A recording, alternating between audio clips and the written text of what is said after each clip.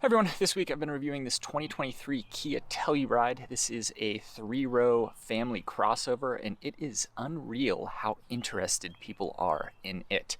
It gets a facelift for 2023. I believe it came out for the 2020 model year. So a few years in now, it gets a facelift. Not a lot changes, some styling updates front and rear, and then it gains a new X Pro trim level. So there's two kind of like off-roady leaning trim levels of this vehicle. First is the X line, which gets like some plastic bits, and then the X Pro ups the ante with well, you'll see in a second, but this one has 18-inch wheels with like really mild all-terrain tires, and then a few other things. This vehicle, since it came out, has consistently been named one of the best, if not the best, 3-row family crossover on sale today, and I would agree with that assessment. There's not a whole lot that this vehicle doesn't like get perfectly. So on that note, let's do a little tour of the updated 2023 Kia Telluride here, and then take it for a drive around the block. So let's start off by taking a look at the key. So it's a very unique key design. Kia has used this shaped key with the buttons along the side here for a few years now. They've just changed the casing, it looks like, with this update. So you've got lock, unlock, push and hold to open the rear hatch, and then push and hold for your panic mode there, and then push and hold on the other side for remote start. I thought we would unlock it to take a look at how the headlights have changed for 2023. So the previous version of the Telluride had amber daytime running lights, which were really unique. No other vehicle on the road had those, but Kia got rid of them with this update, which I'm kind of surprised. I don't know if that was necessarily the right choice, but you've still got a really attractive front end, and you've still got some unique lighting elements up front here. They have a vertical design to them, which still makes this vehicle stand out.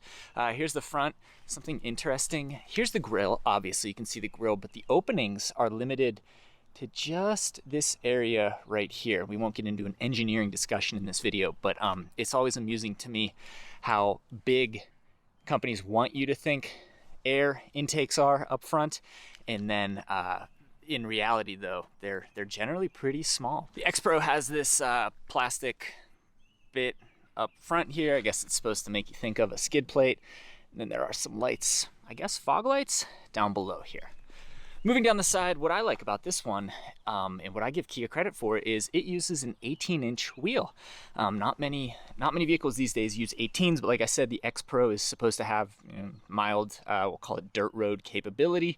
And if you're driving down a dirt road, you really don't want 21-inch wheels. You want something small so that you can have a big tire sidewall, and that's what you get with the Telluride X Pro here. So hats off to Kia on that note. A lot of credit there.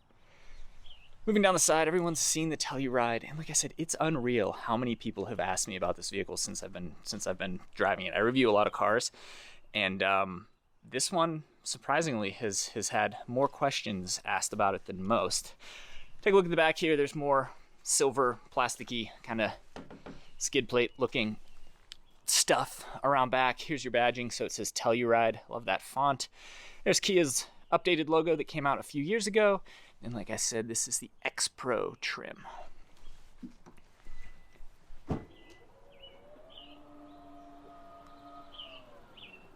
As equipped, this one's about $55,000, so you get a power opening rear liftgate, as you would expect. Here's the rear. This vehicle seats 7 in this configuration. You get it with a bench in the middle where it seats 8, but it seats 3 across in the rear here. The 3-row family crossover segment's kind of split. Some seat just 2 across the rear, whereas others, like the Telluride and the Honda Pilot, they seat 3 across. This one has a manual 3rd row, despite being fully loaded, and I actually really love that because manual 3rd row seats are super easy and quick to operate, especially when you need to get them up in a pinch. So we love that. Back here, you've also got buttons to put down the 2nd row, which makes it easy if you need to load something. You don't have to go around to the door to put the seats down. You can just do it from back here. Then there's a 12-volt outlet, 2 USB-C ports. We've got USB-C throughout the vehicle, which another thumbs up. And then the X Pro gets this, 115-volt AC inverter back here in the rear for, I don't know if you wanted to charge batteries or power a little fridge. Not that this vehicle is really to be used for that stuff, but it's got the capability. Behind the third row, you can see you can store this slide out cargo cover here that would attach up there if it were in place, if you weren't using the third row, and then there's some more storage underneath there. And this one has this, it's like a Velcro kind of supplemental cargo mat. I would like it if it attached with like a rubber side up, but it's just more carpet. Not sure I love it, and it kind of makes it a little clunky to move the panels and stuff around back here, but I'm sure there are plenty of accessories like this available for the Telluride. Just like the front, taillights have a pretty neat design to them. Black roof rails up top. Before we turn things on, let's take a look at the window sticker. So you can see this is a 2023 Telluride SX Prestige X Pro V6 all-wheel drive. As equipped, it comes in at $55,120, and as far as I know, that is fully loaded. It uses a basic 3.8 liter gas V6. It makes, I believe, 291 horsepower and 267 pounds-feet of torque. That's fine. That's fine. And then you can see fuel economy figures here: 18 city, 24 highway, and 21 combined. Okay, let's go ahead and turn it on. For a mainstream crossover, this interior is pretty much perfect. It uses Hyundai, Kia, and Genesis really killer infotainment system. It's intuitive, it's easy to use, it's got redundant buttons, and of course, touch controls. Really easy to navigate. Part of the update for 2023 is that it all lives on the same panel as the digital gauge cluster now. So you got one panel here that houses two screens. This is a touch screen, and then this is just your digital gauge cluster. My favorite feature, one of my favorite features of this vehicle, is the blind spot camera. So you've got a 360-degree camera system, super high resolution, which is great. Hard to tolerate anything less these days. But they leverage that camera system combined with the digital gauge cluster to allow for a blind spot camera system. So watch, put the turn signal on, and you get a camera feed from that camera in your gauge cluster. So not only do you have blind spot monitoring, which I'm pretty sure is standard, but you get a camera feed as well, so you can see what exactly is in your blind spot. Same goes for the other side, of course. Some other highlights: this interior is just really well done. You've got some driving, different driving modes here, and then buttons for other car stuff, parking sensors, start, stop, on, off. I didn't even realize that this had start, stop. So that's good. It's not a real intrusive system. Like I said, camera system's really good. Electronic parking brake, auto hold, and then some other things. You get a heated steering wheel right here. I love these heated and ventilated seat controls. So pull back for ventilated, push forward for heated. It is probably one of my top 5 controls in any vehicle that I've reviewed. It's a great little kind of rocker switch here that it's nice and intuitive to use. Along the side, you've got some squishy black panels, kind of a gray trim there, and then of course you've got this kind of basketball brown leather, which goes really good with the exterior color. Overhead, you've got a regular sunroof, but then a big glass thing in the rear. Let's go ahead and check out the rear. So as we saw before, this one has captain's chairs, so you can get a bench in the second row. Other things back here, you've got sunshades, which is great if you've got kids. You can kind of shade them if it's bright outside, or anyone. Heated and ventilated seats in the second row too. Ventilated seats in the second row. We don't see that too often. That's a nice button. Not as nice as up front, but that's a pretty good button as well.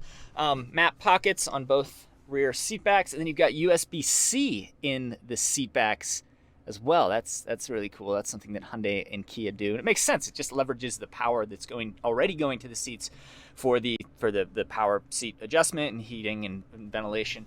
12 volt, another inverter back here. Let's climb in this third row and see if I can fit. Wow, there's actually a good bit of space, although second row seat is kind of far forward. Okay, so that's reasonable for the second row. Oh yeah, plenty of room back here. So this thing is pretty big. It's on the, well, it's definitely big enough. It's on the big enough side. There are bigger and smaller 3-row family crossovers out there. So some vehicles in this segment are a little bit smaller than this. Some are even bigger. This is just right, I would say. Oh yeah, and here's that sunroof. So it's just this part doesn't open, but it is a shade. Oh, and then you've got HVAC controls overhead. This is pretty nice. Kind of a microfiber headliner. It's not like this nice suede that you'd find in a Mercedes-Benz, but they tried. It's not bad. It's just kind of like fake Alcantara.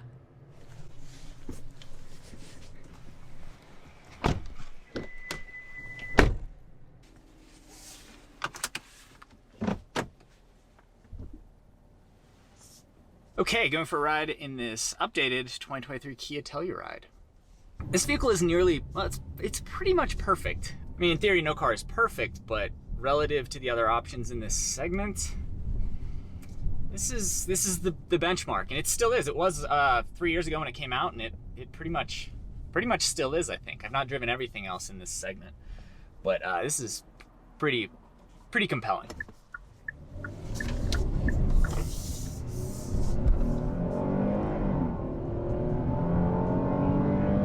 There's 50, so it's fast enough, nothing to complain about there. Would a hybrid option be nice? Definitely. Can you get hybrids elsewhere in this segment? Yes. Would that deter me from considering one of these if I were in the market for a car like this? No. There's still enough good stuff going on here that the powertrain doesn't hamstring it at all. It's really nice to drive. I remember when this came out, a reviewer said that it's one of the most car-like crossovers in terms of driving dynamics, and I would agree with that. You don't feel like you're high off the ground. It's a boxy design, of course, but you don't feel that heft. If that makes sense. It's just, yeah, this thing is sweet. Panel layout and all the controls are really good. No drawbacks there that I've noticed. Like I said, I love the blind spot camera. This is the smartest feature, and it leverages technology that's already there. So it just uses software, which is relatively cheap on a per vehicle basis, to give the customer a really nice feature. Coming up on our speed bumps here. Here's the first one. We'll go 25. Felt good.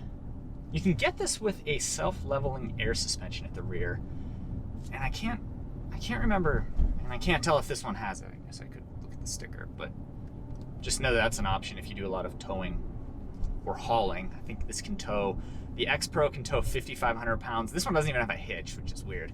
There's 26. Ooh, that was our big speed bump. Things felt really good. The X Pro can tow 5,500 pounds. I believe all other trims can tow 5,000. So that's still pretty good if you've got a little trailer or a small boat. Yeah, there's nothing bad to say about this. It's a $55,000 car, keep in mind, but that aside, there's really nothing negative here. Backup camera is so good. It's like, why doesn't every car company have backup cameras this good? Okay.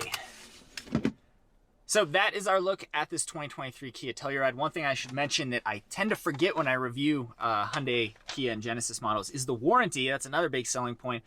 So you get a 5-year, 60,000-mile basic warranty. On most other automakers, that's 3 years, 36,000 miles. So that's additional 2 years and 24,000 miles of coverage. And then the powertrain warranty on these Hyundai's, Kia's, Genesis is 10 years, 100,000 miles, which is like a lot better than most competitors. What is maybe 6 years, 72 on most competitors, 5 years. But anyway, 10 years, 100,000 miles is the best powertrain warranty you'll find in the industry. So this has that going for it as well. So so it gets everything right. There's nothing like, there's really not, it does certain things really, really well, and I'll get to that in a second. But it gets all the other stuff right, which sometimes there's a trade-off, and that doesn't really exist with the Telluride here. So I mentioned before that lots of people have stopped and asked about this car. It's the grocery store, my neighbor asked about it, our friends were, 4 different groups of people were like, oh, and I think that speaks to how much value there is to create with good design. Look at a company like Kia, and then let's just use Toyota for an example, Kia chose to make this car look really cool, and Toyota doesn't choose to make its cars look that great, at least in my opinion. And that's always been interesting to me. It feels like, you know, Toyota has sold its products on a reputation of reliability for the past 25, 30 years, whereas all other automakers don't necessarily have that. But to me, so it feels like, you know, companies that maybe don't have the reputation, they lean into design, like say Kia, Hyundai, Mazda, Jeep. And to me, every vehicle needs a design, so why shouldn't every car design be good like this? Like, why? Toyota's already got the reputation, and they've got the customer loyalty. So why not also make their cars good and just trump card the entire auto world? Make their cars look good and trump card everyone else. And I actually got to ask, he was able to shed some light on it that really helped me. Companies like Kia and let's say Mazda and maybe Jeep, they let design lead the process. So design is like the head of the snake, and everyone else, all the other departments must fall in line behind them. Whereas a company like, say, Toyota, they let maybe accounting and engineering run the show, and then the designers have to fall in line behind them. So the accountants and the engineers maybe set the parameters, and the designers have to work around that. Whereas Kia, and I'm not saying this vehicle is unreliable, certainly no reason to believe it is, and even if it is, you've got this killer warranty. But say Kia, with the Telluride here, they prioritized a vehicle that looked really, really good and made everyone else work around that as, well, like the head of the snake. So I thought that was interesting. That's why, like, the Toyota Highlander may not look this sweet, because like the accountants and the engineers said, no, well, this needs to be shaped like this, and we need to work around these cooling parameters and this degree of aerodynamics and all that. So that was really interesting to me. So that's why I guess all cars don't look as good as the Telluride. But either way, this vehicle is nearly perfect. You get as much out of it as you do from anything else in the segment and more. It's one of my favorite cars that I've driven this year, one of my favorite cars that I've reviewed, and I would agree with all the passerbys that think it looks really cool as well. So that's the Telluride. If you're in the market for a vehicle in this segment, certainly take a look, although there are a lot of competitive options in the segment, but none of them probably have the curb appeal like the Telluride here. Thank you for watching.